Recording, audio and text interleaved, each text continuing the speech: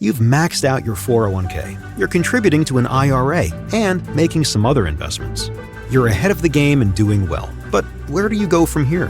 The same old story can only get you so far. If you want a new take from a new type of financial professional, we invite you to get a fresh perspective beside an agent with the backing of New York Life. Insurance, investments, retirement, and more. Visit nyl.com to learn more. Investments are offered through registered representatives of NyLife Securities, LLC. Member FINRA SIPC, a New York Life company. At Patron, we craft our tequila using high-quality natural ingredients without additives. No sweeteners, no extracts, no secrets. In fact, Patron's secret ingredient is that we have no secret ingredients. Just 100% additive-free tequila, made with 100% Weber Blue Agave, water, and thyme. Patron, 100% additive-free tequila. Visit patrontequila.com to learn more. The perfect way to enjoy Patron is responsibly. Copyright 2025, imported by Patron Spirits Company, Coral Gables, Florida. Tequila 40% ABV. This is a Rogue Media Network podcast.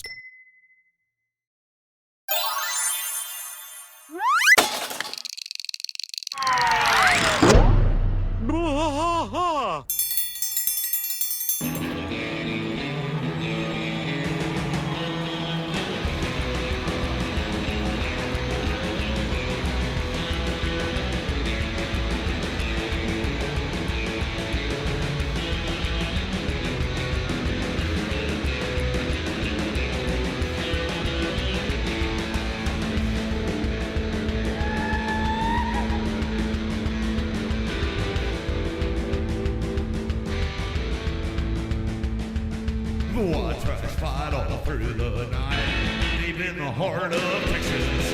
The trailer park is nice and dark, deep in the heart of Texas. That drinks his brew and he spits his chew, deep in the heart of Texas.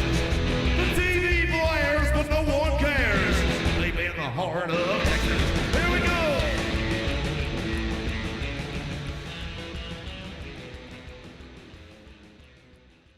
It's him and Robert Earl Keen. I don't Hey really know his guys, music that welcome much. to Friday. I'm Friday, sorry to interrupt you there, but Friday. We were talking about concerts. We were talking about. Blah. Yeah, Oh, concerts by the way, we I'm went to. Mike, and welcome to Bois. And this I am is rusty still. they're still Rusty. Yeah, still rusty. We were talking about concerts, and he said that he went to the Tyler the Creator Yeah, Tyler the Creator show concert. that was really good. And then you said next is Willie. Yeah, I go to Willie Nelson. Where at?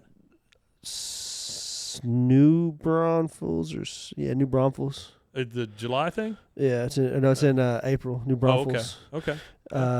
And then Post Malone and Jelly Roll in May Oh yeah. in Dallas. That's cool. At AT&T. Yeah. I stopped going to concerts at big places. You know, I've been to a ton of them at large arenas and stuff, and it's just, to me, it's not worth the price of admission anymore. Yeah. I won't go to too many Yeah, of them. you've got kids, which Yeah, well, you can't get intimate venues with some of the people absolutely, that my kid wants to go see. absolutely. I personally would rather the local music, smaller regional bands. Mm-hmm. You know, I don't have to go to a stadium to enjoy a concert. I think it takes away from the intimacy of the experience when you're sitting 4 floors up and you're just looking I like at the it. smaller shows. Yeah. I mean, if I can go to a place where there's 200 people, that's probably plenty for me. At Yeah, that point, well, there was a lot there at the Moody thing. We were looking that's down into the pit, entirely and different I thing. told my son, I said, "Do you want to do that next time?" And he, even at his age, was like, "I don't know that I want to go down there and do that," because there was like people passing out, and I was like, "I know we're kind of we weren't like super high up, but we're kind of up there in the middle of it," and I was like, see how much better show it is up here, how much more you could Yeah. see of everything. Yeah. Like, because there was 2 stages, and at one point they lower this catwalk down, and he's in the middle of the catwalk, and they lift the catwalk up and he's like stomping up and down the catwalk while he's doing his music. And I said, see where you're at now, see how much better. Over 3/4 of the show was done on the catwalk and on the second stage. And then he opened the show on the main stage and closed the show on the main stage, but everything else is pretty much done in between, where we had a better line of sight for anyway. Yeah. So I don't know. I think next time I want to get him down in a pit somewhere with some artists. The next thing I'm going to see, I think, is Fred Armiston. The Okay. guy that was on Saturday Night Live. Yeah. He does a tour. He's a drummer, and he's a big musician, and so he does this tour where he goes around and he plays drums and he tells jokes and stuff like that. That'll be cool. Yeah, I want to try to go Maybe at see a Emo's Kill Tony in show, but Austin. man, the tickets for it are just so hard to get. Really? I've tried. You got to be on top of it because they sell out so fast, Yeah. and they book out months in advance, Yeah. and they sell so quick. There's a band, and I know this is what you guys tuned in for, but there's a band up in the New York, New Jersey area called the Boojums, Boojums. Yeah. 3 people, guitar, bass, drums. I really like them, and I was able to get a hold of them. Oh yeah. They just kind of showed up in my feed, and I was able to get a hold of them and ask them if they were coming to Texas, and they were like, "Yeah, no, we don't have any plans right now," because they only have 3 songs out. Yeah. But I was able to get them for an interview. So Sheridan's going to do an interview with them. And Oh, that's just cool. occasionally when I find these bands like this that just pop up out of nowhere, I try to get in touch with them as soon What as I can. podcast does she do that with music? She does something called Sheridan's Soundcheck Sessions, Oh, cool. where she just interviews random bands and stuff. Yeah. And then I believe it's this last Monday we started the Central Sounds recordings. That means that we are at Central Goods over here at 18th and Franklin, and we're going to be doing like tiny desk type concerts over there. Oh, that's cool. Little 2 songs a pop. Yeah. I think she's got about 12 bands lined up already. Yeah, that's good. Which is amazing. Yeah. All different kinds of music, so that'll be kind of cool to watch. Okay, so this last week we lost somebody. Yeah. And that was George Foreman. The novelty grill guy. Yep, 74, 76, Something like that. Yeah, he's up there. Let's play a little clip real quick.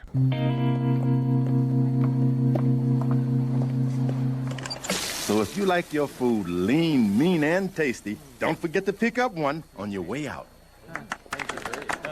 Mr. Foreman, sir, I know you don't know me, but I'd like a minute of your time. You want a grill? No, sir. I'm pretty well set for grills.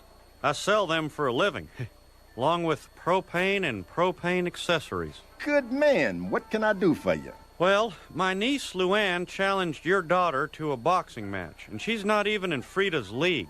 But I haven't been able to bring myself to tell her that.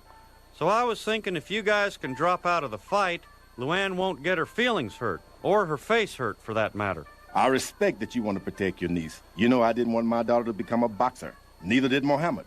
But Joe Frazier, on the other hand, he had his baby girl boxing in the crib. So you'll cancel the fight, champ? You got it. Thank you. You're acting just like I'd expect a gold medalist to. Hey, maybe there's something you can do for me. How'd you feel about carrying my grill in your shop? Oh, sorry, we have a strict policy about that. No novelty grills. Novelty grill? Yeah, you know, no offense, but your grill is kind of like an iron. You're calling my grill an iron? I've been hit below the belt before, but nothing like this. I think it's a great product for dieters or little girls who want to play barbecue, but you can't compare it to a propane-powered grill. Fight's on! What? No. I said fight's on. And what's the matter? Smelling all that propane cause you brain damage? That's what it does, you know. No, that is not accurate. Those studies were all done on sick monkeys. And at least my grill isn't sold in housewares. Let it go, Daddy. He ain't worth it. You're right. George 3, get this man out of my face. From what I understand and what I've always heard, George Foreman was a really, really nice guy. Yeah, that's what I've never heard anything bad about it. People don't say bad things about him. He was fantastic on King of the Hill. You know my favorite part of that clip right there? What's that? Is the Chuck Mangione music playing in the background. Oh, you can hear it playing. Yeah, you can barely hear it, but it feels so good. Yeah, it's piped in the They use it a background. lot in the show. Yeah. But George Foreman, again, Oldest great heavyweight guy. boxer ever, right? Yep, one of the best ever. Didn't he hold the title as the oldest ever to hold it? So. I think. Yeah. But we lost him this last week, and I mean, what are you gonna do about it? You can't really do anything other than say he was a great guy. So anyway, he's got 5 more kids named George Foreman, if that helps.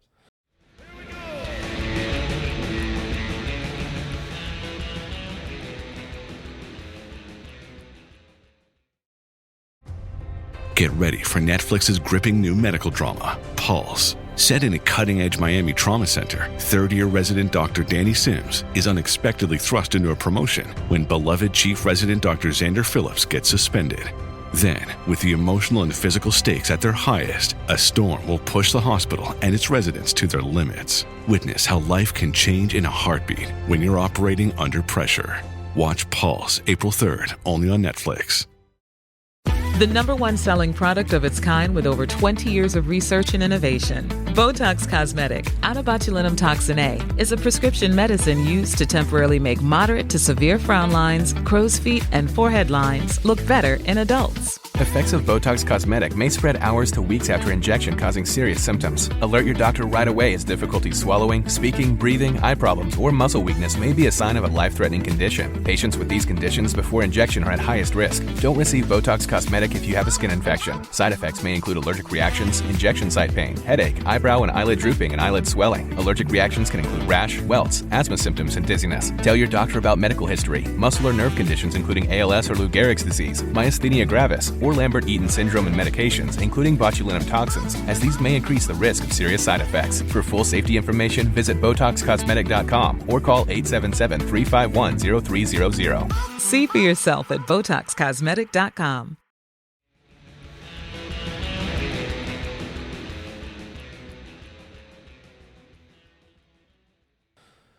All right, so I have a little article here posted by Lone Star Live.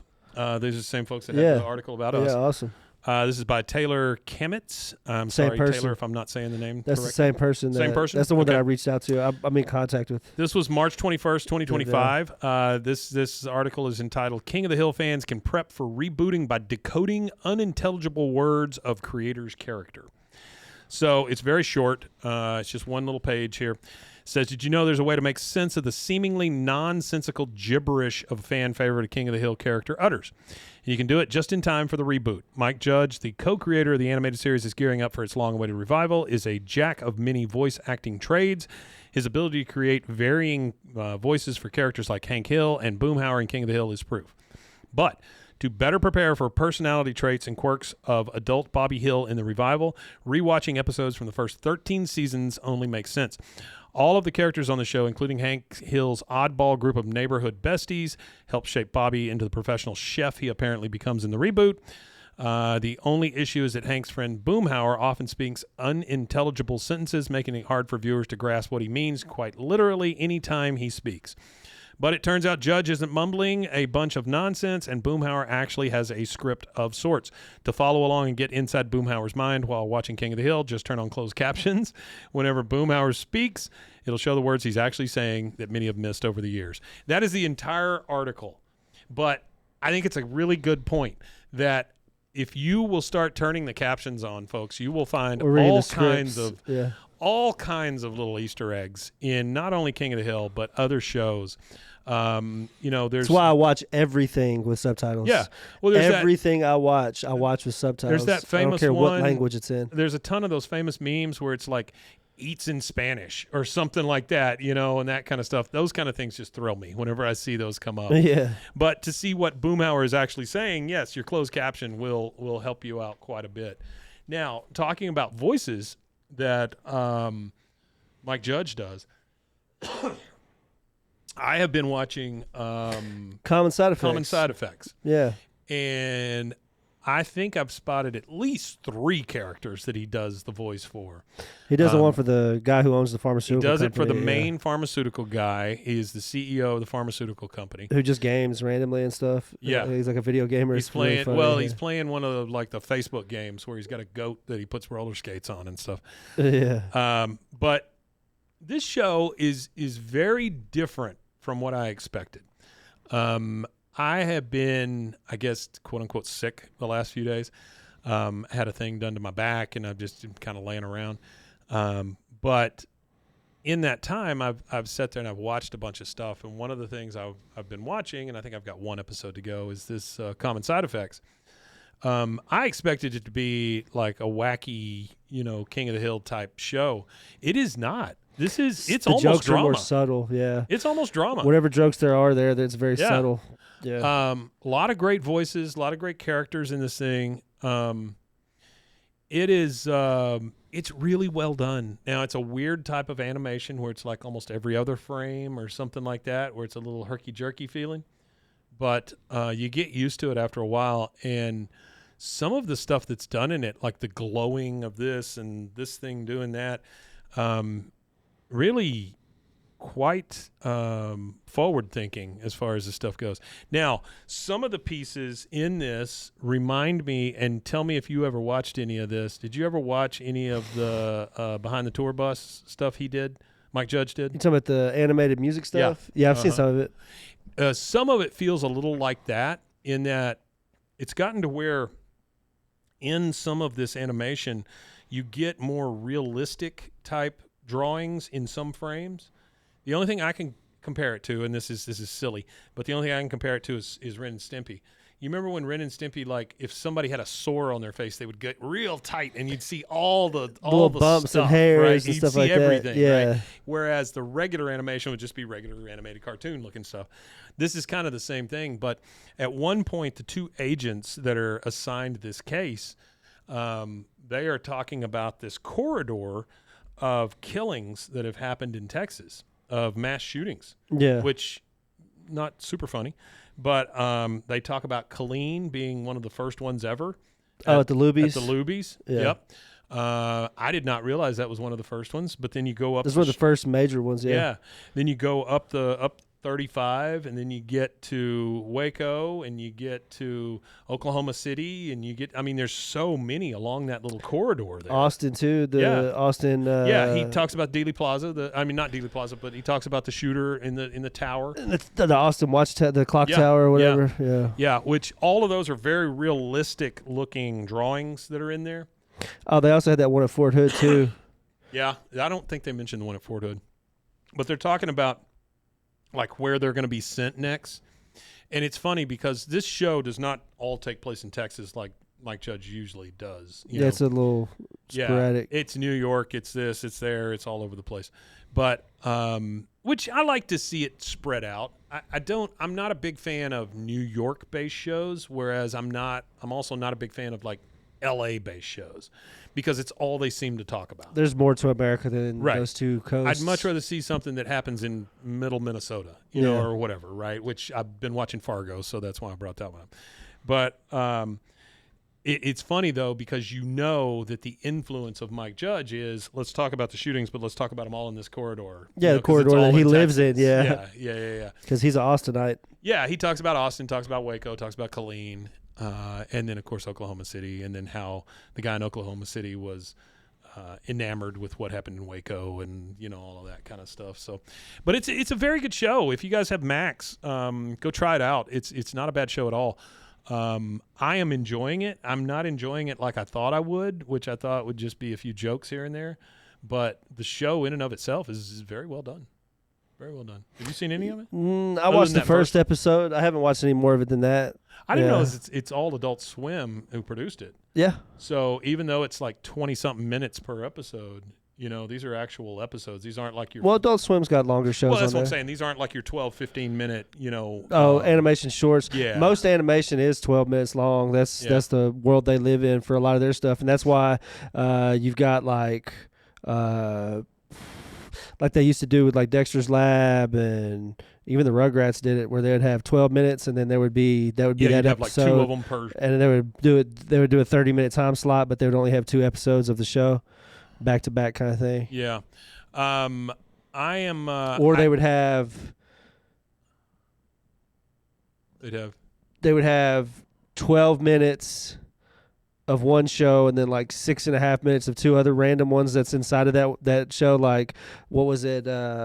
Dexter's Lab had the Justice Friends or whatever it was. It was like a cut cartoon in between Dexter's Lab. Yeah, they would have stuff like that. Yeah. Well, shit. Even the Simpsons. You know, they'd have the Itchy and Scratchy every Itchy once and in a while Scratchy to break stuff. it up. Yeah. You know, that kind of thing.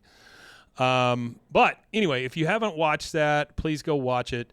It was It's been very good. I've been super surprised as to the way this show is made. Or with Two Stupid Dogs, they brought Secret Squirrel and Morocco Mole back. So in between segments Black for that, Ant? they would do that. Good to see you. Black Ant's here. Artie's still here. Good to see you guys. That's really all we got for a Friday this week, guys. Do you have anything else that has come up in the last week or so that you want to refer to? I've been watching a lot of World War II movies. World War II movies? I found a list on Reddit. So a guy had taken most, not all World War II movies, but like most of them that are based on something factual. Yeah. Instead of it just being, fact-based fiction. Right. Most of them are like actual stories or slight dramatizations of actual stories. And I've been watching some pretty good movies. I've watched some French foreign films and stuff, and Czechoslovakian. So that's what I recommend. Like if you're watching all these World War II films, go find that list. And Black Ant says Cow and Chicken has I Am Weasel, which I Am was Weasel. one of my favorites. I Am Weasel. That was the one I was trying to think of too. Great. Yeah, I Am Weasel. Yeah. But the way he's got the list set up is he breaks it down by like major events, and then he'll list as many movies as he could find in those events. So some of them it's like the invasion of Austria or the invasion of Czechoslovakia or stuff like that. A lot of those stories are told better by the people that lived in it, because there's like American-made or British-made films that are made about the Czechoslovakia thing or the Polish invasion thing or whatever, but they were actively making movies in the 40s and stuff right after all that stuff just happened. They were making these movies about it. Right. So a lot of those movies, and then even the newer movies that are, within the last 30 years, when I say newer, the ones that are done in those places just seem to be better. Like the movies that are made in Czechoslovakia about Czechoslovakian issues are better. My whole point is just because a movie you have to read the subtitles or maybe watch a dubbed English version of it on a streaming website, don't give a movie a chance. I've watched a lot of good movies that way. I'm a big fan of found footage stuff. Yeah. I like creepy, weird found footage horror stuff. Yeah, I like that stuff too. I watched one last night called the Ulster Haunting, the Haunting of Ulster, something That's like that. Northern Ireland, yeah. Yeah, it's Ulster's. in Ireland. It's basically an Ireland tribute to something called Ghost Watch that was made, I think it was 90s, that was supposed to be 70s or something like that. But and I'm a huge fan of like Hell House, the Hell House LLC movies. We've been able to talk to some of the directors and actors the director and some of the actors and stuff from those movies, and there's a new one coming out. So I'm looking forward to maybe popping that sucker back up. But anyway, I watched that Ulster one yesterday, and it was fine. It wasn't the best thing I've ever watched. But you know what?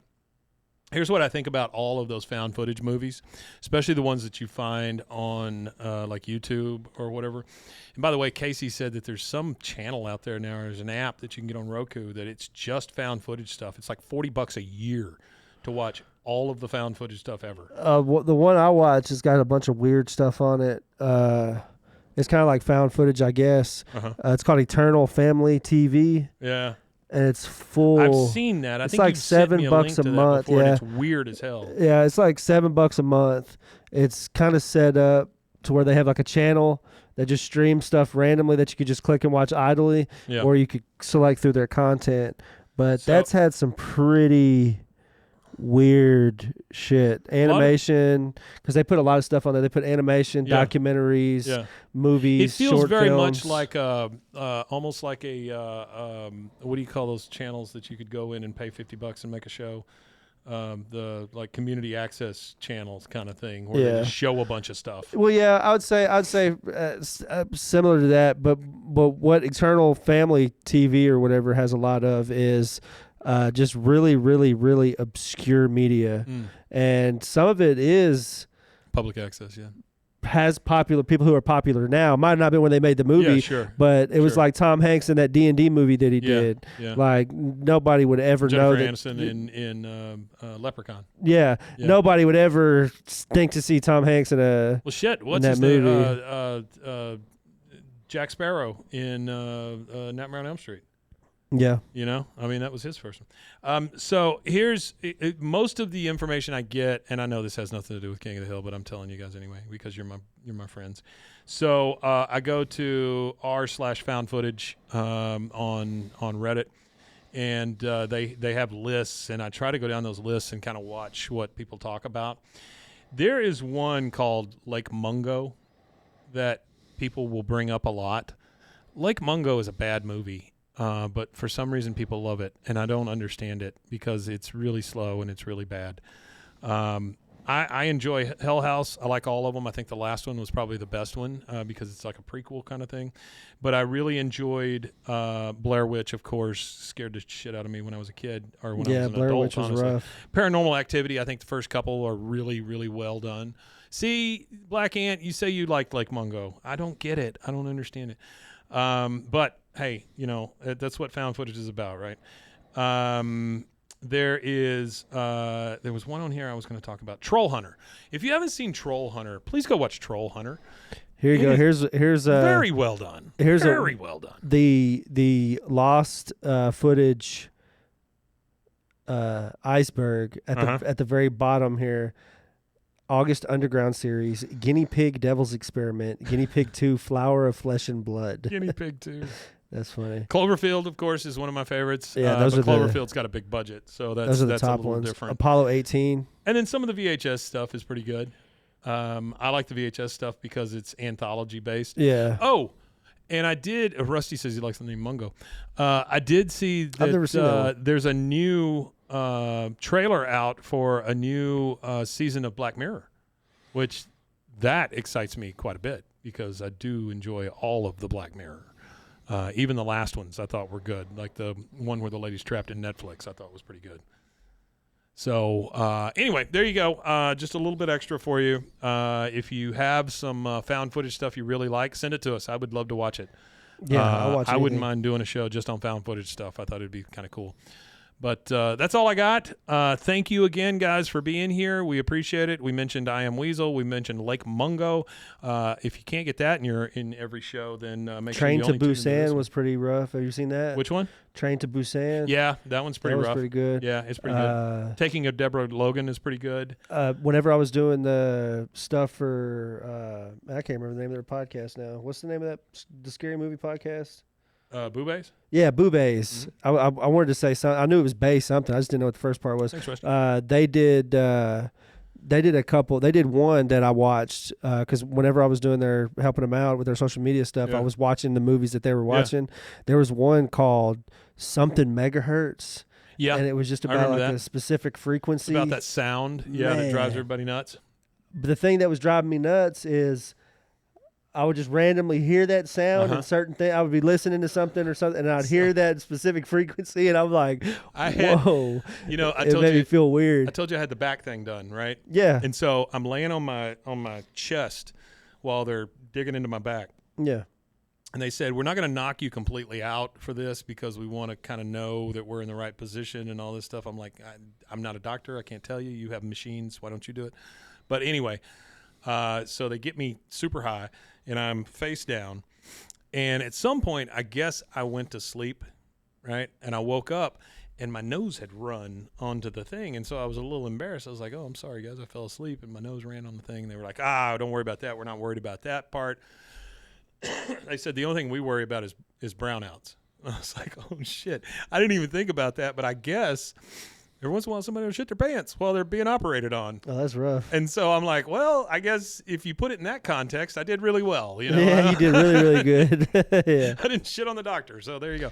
Yeah, I think that would be cool. High, we don't have definitely. nowhere where we could set up something like that for like a public view. Not you shitting yourself, but like a. That's a show.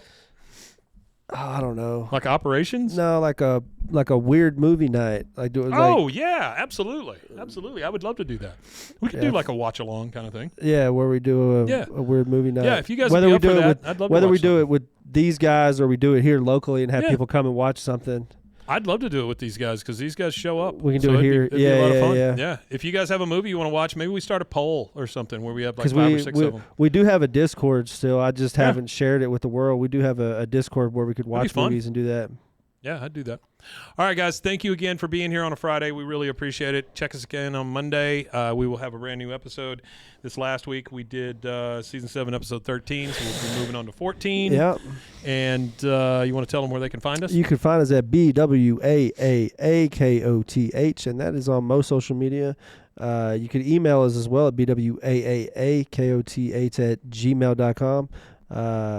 And we still owe stickers and stuff, but I guess we really got to work on that. I've still got all the addresses and stuff. People that sent me their address. Also, if you haven't sent me your address, go to the YouTube. Scroll down a little bit on the community page, and there's a link still there where you can send me your address and stuff. Terrible people. I'm sorry. But yeah, Wimatanye. By the way, just real quick, and I'll get to you, Wimatanye. There is one called Cigarette Burns that was done by. It's a famous director, and I can't remember who it is. But anyway, it was done for HBO for this anthology series they did. If you ever get a chance to watch Cigarette Burns, that one will creep you the hell out. It's very good. Yeah, it's not really a found footage kind of thing. It's more about angels and stuff, but it's very, very good. And by the way, for me as well, John Carpenter, thank you very much, Black Ant. Yeah, I like John Carpenter. Wimatanye. We'll see you guys. Wimatanye, indeed.